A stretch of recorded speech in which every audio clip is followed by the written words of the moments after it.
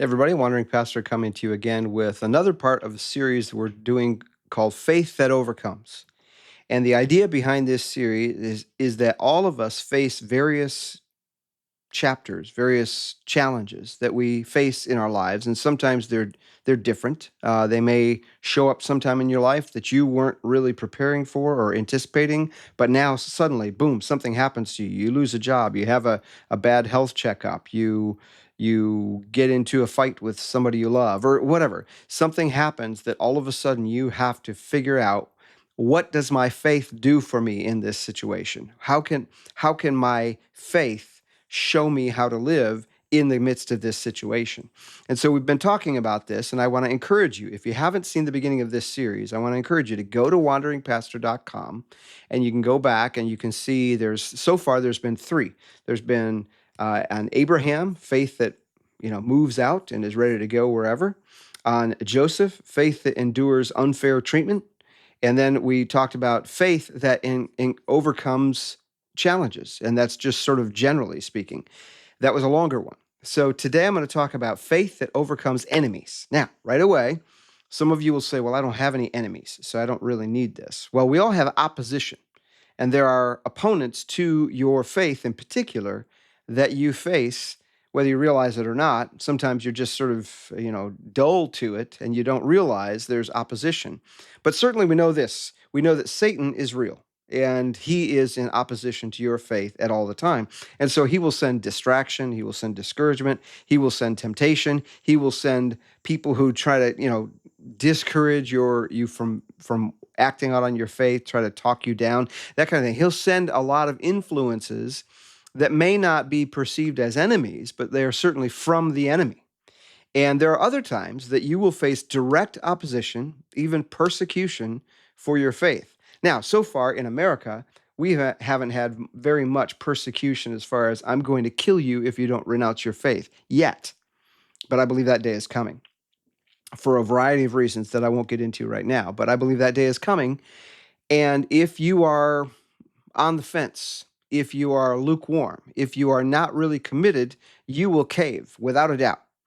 Because unless you are training yourself to stand strong in the faith now, when the chips are down and opposition comes and enemies come at you because of your faith, the easiest thing in the world is to rationalize sort of going along to get along and minimizing your faith.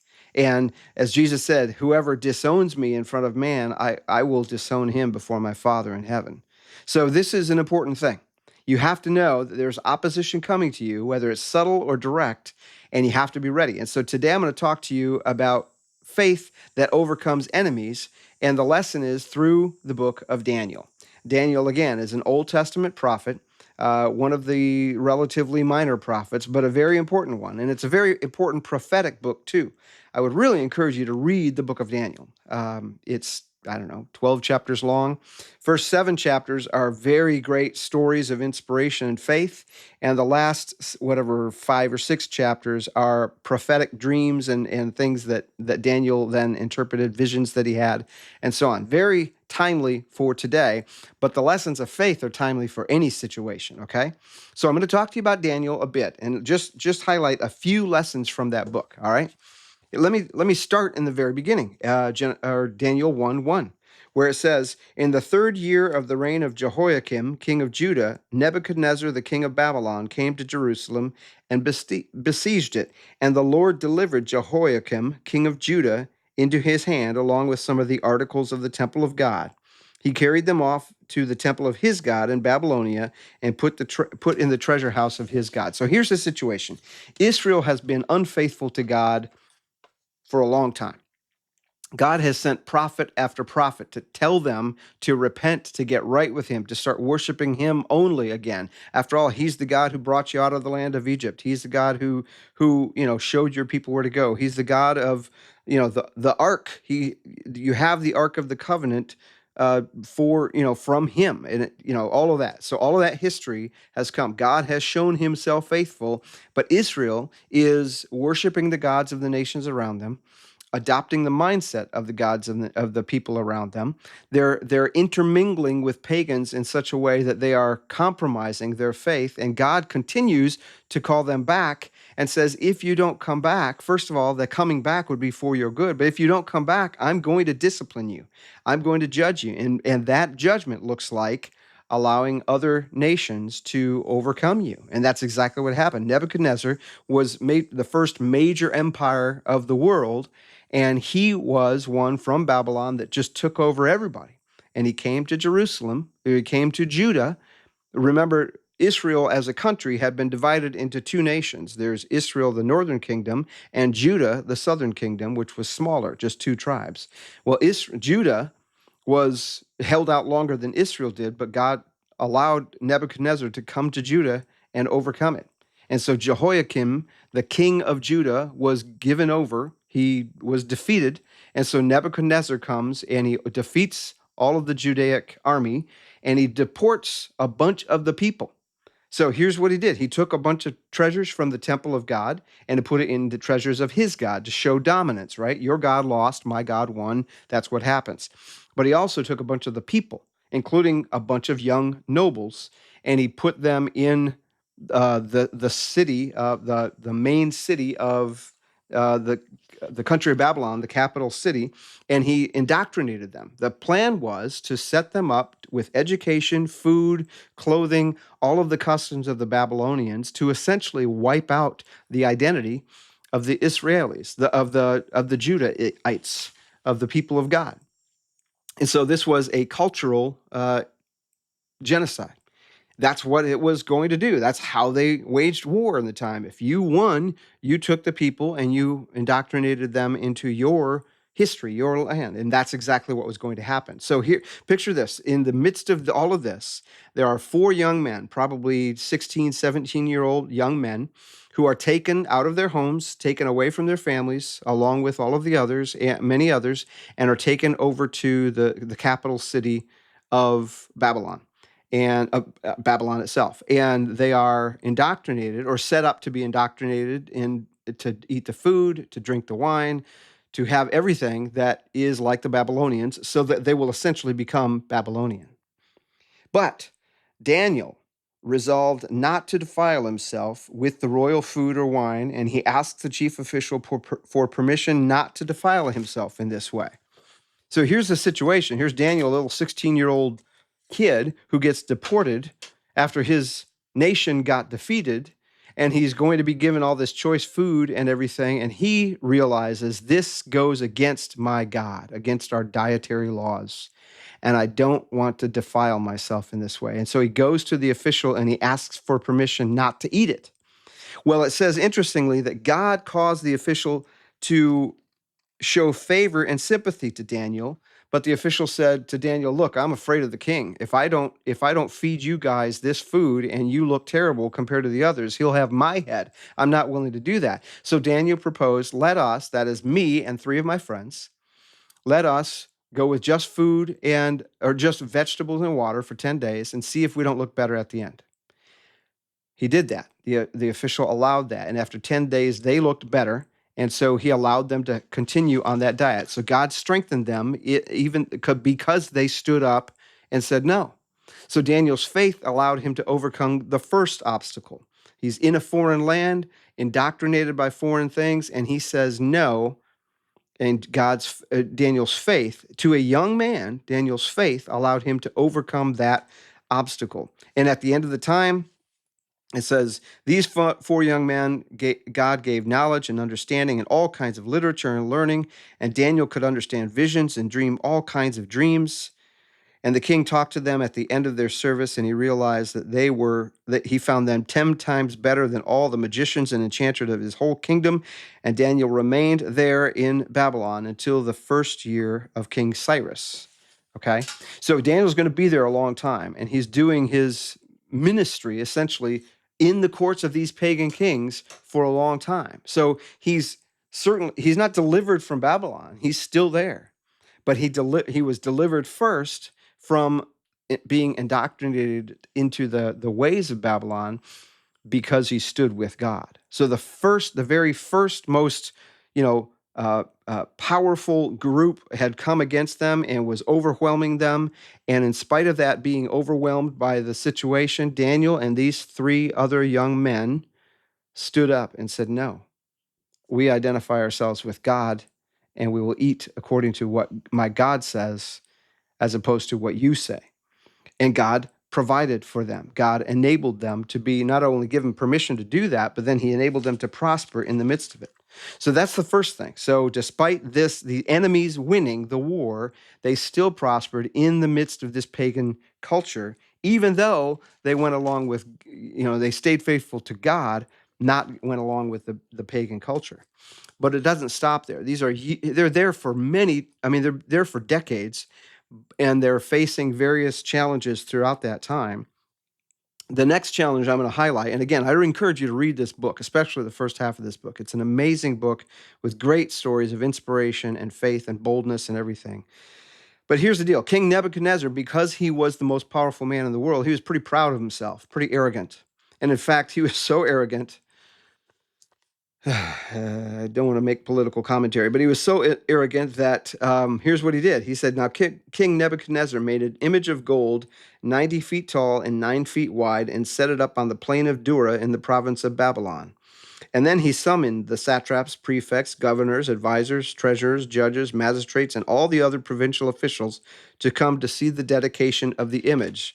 Dropping down to verse 4, then the herald loudly proclaimed, this is what you are commanded to do, all peoples, nations, and men of every language.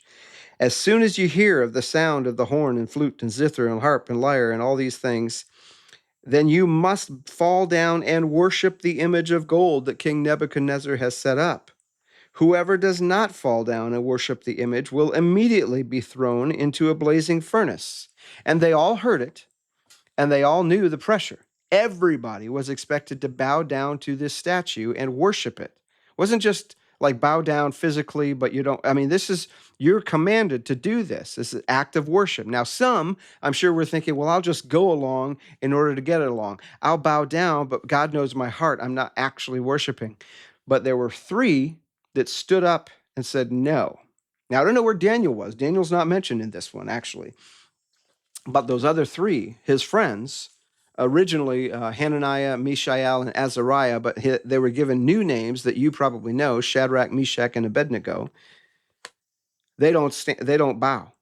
At this time, verse 8, some of the astrologers came forward and denounced the Jews. They said to King Nebuchadnezzar, O king, live forever. You have issued a decree, O king, that everyone who hears the sound of the horn, flute, etc., and whoever does not fall down and worship will be thrown into the blazing furnace. But there are some Jews whom you have set over the affairs of the province of Babylon, Shadrach, Meshach, and Abednego, who pay no attention to you, O king. They neither serve your gods nor worship the image of gold you set up. So they're tattled on, right?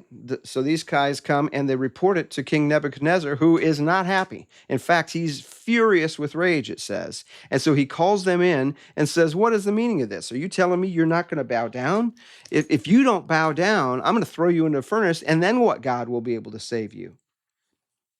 He says, if you are ready to fall down and worship the image I made, very good. But if you do not bow down to it, you will be thrown immediately into a blazing furnace. And then what God will be able to rescue you from my hand? So, the tension is getting high. The opposition is getting dramatic, okay? They're about ready to die because of this. So all they got to do is bow down and worship. That's all they got to do. And again, they can rationalize and say, God knows, no, they don't do it. These are young men. They're not 16, 17 anymore. This might be 5 years later or whatever, but they're still relatively young men. And they say this is the response. Oh, Nebuchadnezzar, we do not need to defend ourselves before you in this matter. Listen to this. This is powerful. If we are thrown into the blazing furnace, the God we serve is able to rescue us from it, and he will rescue us from your hand, O king. But even if he doesn't, then know this great, Even if he, I turned 2 pages.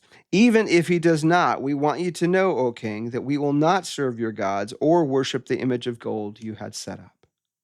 And then Nebuchadnezzar is furious. He's enraged. He's mad. He's crazy mad. So he orders the furnace to be heated 7 times hotter than it normally is, to the point where the men who actually came and threw them into the furnace died. And he has Shadrach, Meshach, and Abednego bound and just has them thrown into the furnace. And those guys, like I said, the guys who threw them in died, okay? So there's a situation that it's hopeless from a human standpoint. So the king's command was so urgent, the furnace so hot that the flames killed the soldiers who took them in. Then King Nebuchadnezzar leaped to his feet in amazement and asked the advisors, "Weren't there 3 men tied, thrown into the fire?" "Certainly, O king," they said. He said, "Look, I see 4 men walking around in the fire, unbound and unharmed, and the 4th looks like the son of gods." Nebuchadnezzar then approached the opening of the blazing furnace and said, "Shadrach, Meshach, Abednego, servants of the Most High God, come out, come here." And they came out, and they saw that the fire had not harmed their bodies, nor was a hair of their head singed. Their robes were not scorched. There was no smell of fire on them. Then Nebuchadnezzar said, "Praise be to the God of Shadrach, Meshach, and Abednego, who sent his angel and rescued his servants. They turned in him and defied the king's command and were willing to give up their lives rather than serve or worship any god except their own God." That's an amazing testament to faith. It's an amazing testament to faith despite direct opposition, direct threat to your life. Do you remember about 5 years ago, maybe 10, we saw this picture of like 11, 12 men in orange jumpsuits on a beach in somewhere in the Middle East, and ISIS was going to behead them. These were all Coptic Christians from Egypt. ISIS was going to behead them if they didn't renounce their faith. This was on camera, videotaped, and then broadcast live. And most news stations wouldn't show the actual execution, of course. But that's exactly what they did. They refused to renounce their faith, and they were beheaded, which is, of course, the fundamentalist Muslim way of dealing with the infidels, is to behead them. Well, that's current. They could have been rescued. Shadrach, Meshach, and Abednego were rescued. God, in whatever sovereign wisdom he had, he did not step in and rescue, but they had the same kind of faith. They had the same kind of boldness, and they would not recant their faith and renounce and pretend to worship somebody else. That was an amazing amount of faith. One more I'm going to share with you, and this is Darius under chapter 6 of Daniel. So here's the deal. Darius, who's now the grandson of Nebuchadnezzar, makes this law. He puts Daniel in charge. And now Daniel was so distinguished among himself and the administrators and the satraps and the exceptional qualities of the king that the king planned to set him over the whole kingdom. And at this, the administrators and satraps tried to find grounds for charges against Daniel and his conduct of government. They could find no corruption in him because he was trustworthy and neither corrupt nor negligent, even though he was serving pagan gods. He was serving in a foreign land. He was serving under duress because he was a slave. And yet he was doing his very best, and God was blessing him for it. Finally, these men said, "We will never find any basis for a charge against this man Daniel unless it has something to do with the law of his God." And so they come up with a plan. So imagine that. If somebody said about you, "We were never going to find anything about that person that we can charge him or blackmail him or get him in trouble for unless it has to do with his relationship with God." Would that be said of you? Let's hope so, okay? But here's the deal. They come up with a plan, and they get Darius to sign the law that says, for the next 3 months, nobody can pray to anybody except me. Except me. How arrogant do you have to be to say that, right? But it's exactly what happened. Now, verse 10, Daniel learned that the decree had been published. He went home to his upstairs room where the windows opened toward Jerusalem. 3 times a day he got down on his knees and he prayed, giving thanks to his God, just as he had done before. In other words, Daniel didn't change his behavior at all. He knew the threat, he knew the law, and yet he prayed to God with the window open, just as he had done before. That's bold faith in the face of that, because he knew he was being watched. And so the guys go to share it with Darius, and Darius tries to figure out a way to get Daniel out of it because he cares for Daniel. but he realizes he can't. So he has to throw Daniel into the den of lions. And so it says this in verse 16. So the king gave the order, and they brought Daniel and threw him into the lion's den. The king said to Daniel, "May your God, whom you serve, continually rescue you." A stone was brought and placed before the mouth of the den, and the king sealed it with his own signet ring. At the first light of dawn, the king got up and hurried to the lion's den. And when he came near the den, he said to Daniel in an anguished voice, "Daniel, servant of the living God, has your God, whom you serve continually, been able to rescue you from the lions?" And Daniel called out, "O king, live forever. My God sent his angel, and he shut the mouths of the lions. They have not hurt me, because I was found innocent in his sight, nor have I ever done anything wrong before you, O king."